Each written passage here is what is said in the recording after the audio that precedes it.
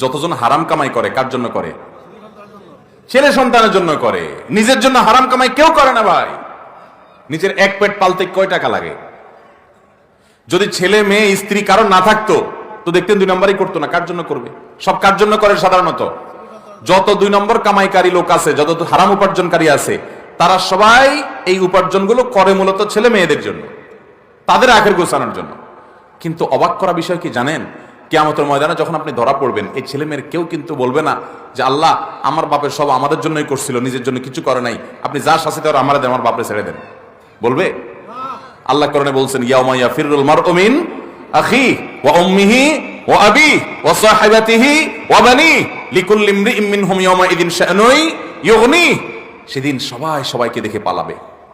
মাকে দেখে সন্তান পালাবে, বাপ তো পরের কথা, যে না জানি আমাকে এসে ধরে কোনো আমলের জন্য।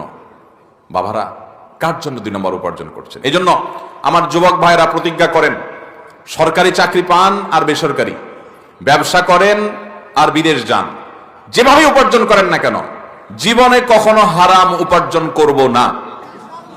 নিয়ত করবো তো ইনশাআল্লাহ।